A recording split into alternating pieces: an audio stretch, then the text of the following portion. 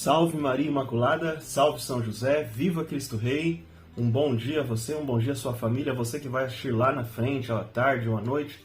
Seja muito bem-vindo ao meu canal, sou Danilo Padovan, Projeto Metanoia, Vida e Propósito. E hoje, mais uma vez, para compartilhar o Santo Evangelho, para fazermos a nossa liturgia diária, a nossa Lexo Divina, que é o estudo da Palavra, e o aprendimento para nós podermos absorver de Deus aquilo que Ele quer mudar em nossas vidas, para que possamos caminhar em direção ao céu, que é a nossa meta da nossa vida.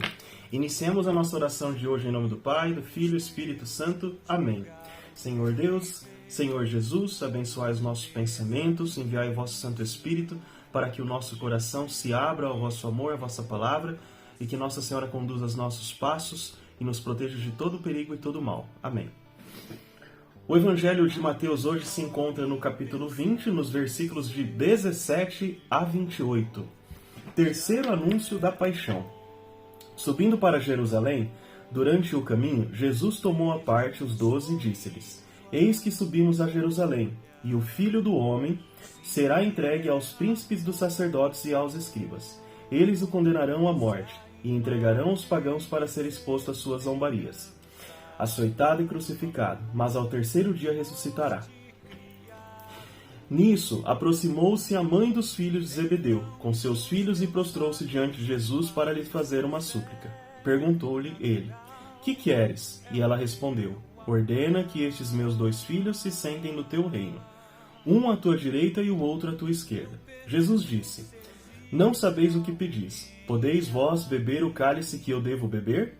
Sim, disseram-lhe. De fato, bebereis meu cálice. Quanto, porém, a sentar-vos à minha direita ou à minha esquerda, isso não depende de mim. Vou-lo conceder. Esses lugares cabem àqueles aos quais meu Pai o reservou. Os 10 outros que haviam ouvido tudo indignaram-se contra os 2 irmãos. Jesus, porém, os chamou e lhes disse: Sabeis que os chefes das nações as subjugam e que os grandes governam com autoridade. Não sejam assim entre vós. Todo aquele que quiser tornar-se grande entre vós, se faça-vos servo, vosso servo. E o que quiser tornar-se entre vós o primeiro, se faça vosso escravo. Assim como o Filho do Homem veio, não para ser servido, mas para servir e dar sua vida em resgate por uma multidão. Palavra da salvação. Glória a vós, Senhor. Nós temos uma palavra aqui hoje, meus irmãos, falando muito claramente sobre o anúncio da paixão de Cristo, né?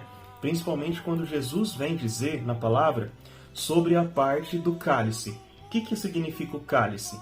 O cálice é a própria forma que Cristo vai dar o seu sangue, que Cristo vai morrer e vai se entregar por nós, né? E ele pré-anuncia, se nós dermos uma estudadinha mais nessa palavra aqui, nós vamos entender o seguinte, que quando a mãe, né, dos 2 filhos diz assim, ele pergunta a ela: O que queres? E ela respondeu: Ordena que estes 2 meus filhos se sentem no teu reino à tua direita. Jesus disse: Não sabeis o que pedis. Podeis vós beber o cálice que eu devo beber? Esse cálice é a própria condenação que os homens colocarão a Cristo ali para que ele venha nos salvar. Todos os 12 apóstolos de Cristo, né, tirando João, sofreram os 12, né? Depois que tomou-se o lugar de Judas, né, foi eleito o próximo apóstolo. Então, eles morreram na verdade, se sacrificando por Jesus, né? Se sacrificando pelo Evangelho. Todos deram a vida por Jesus. Então, o cálice que Jesus vai beber, que é o sofrimento, que é o calvário, que é a angústia, né? Que é o medo, que é a dor. E esse cálice é o que Jesus também nos convida no dia de hoje a bebermos, a podermos fazer para estarmos junto dele, que é a quaresma que nós estamos vivendo. O momento de deserto que nós vivemos, em que Cristo nos envia, é o mesmo momento que Cristo passou, mas nós precisamos passar também para nos santificar, para nos fortalecer e podermos ter o nosso lugar ao céu. Porém, Jesus vem fazer uma grande catequese aqui, que ele diz que não é digno ninguém de sentar ao lado de Jesus ou se autodenominar digno. Quem escolhe quem estará ao lado um do outro é Deus Pai. É Ele que envia, Ele que coloca quem Ele quer ao lado de Jesus, né? Quem somos nós para pedirmos a Deus que nos dê um lugar? Olha, eu quero sentar do teu lado, Senhor, lá no céu, tá? Eu vou estar sentado lá para te contemplar. Não é assim. Nós temos que ter a humildade, né, de aceitarmos quem somos. A nossa miséria humana é que nos liga ao céu. quando nós nos sentimos, assim como diz Santa Teresinha, quando nossa alma é pequena, quando a nossa fé é o tudo que nós temos, a nossa miséria humana é que vai nos aproximar de Deus, e não o desejo de grandeza, a soberba. Essas coisas são do mundo, essas coisas nós temos que abandonar nessa quaresma. Principalmente para isso que serve esse tempo, é um tempo de conversão, para entendermos que a nossa miséria se une ao sacrifício do Senhor. Esse é o caminho de conversão, essa é a verdadeira campanha que nós temos que ter nesse período de quaresma. Entenderam, meus irmãos? Essa que é a vida que Cristo quer de nós. Principalmente quando o Senhor fala que Ele será entregue, né, para que seja sacrificado. Ele será entregue como um cordeiro. O que significa como cordeiro? A ovelhinha, né, se você largar ela lá no pasto, ela só pastando, ela vai comer, comer, comer, e ela vai morrer de tanto que ela vai comer. E depois o que vai acontecer? Se você não for lá e não guardá-la dentro do arredio, trazer ela de volta, ela morre no tempo, por calor, por sol, por chuva, por frio. Então você tem que estar ali cuidando dela. Mas ela, em nenhum momento, ela se nega a fazer aquilo que o pastor pede. Ela simplesmente aceita. E assim é Jesus quando sobe para o Calvário. Ele aceita tudo aquilo que o homem faz com ele. Mas por quê? Por amor a nós. Porque ele se dá a vida por nós. Todo aquele que quiser tornar-se grande entre vós, se faça vosso servo. O próprio Cristo, o próprio Jesus se fez servo por nós, para que pudéssemos ter a vida, né? Então ele vem dar o exemplo. Nós temos que dar o exemplo também em seguida. E o que quiser tornar-se entre vós o primeiro, se faça vosso escravo. Desejar o último lugar e não o primeiro, né?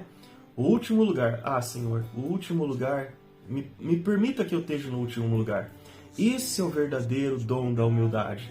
E não, Senhor, não, me dá um lugarzinho aí no meio, perto de você, né, para mim ficar mais perto. Essa é a falsa humildade.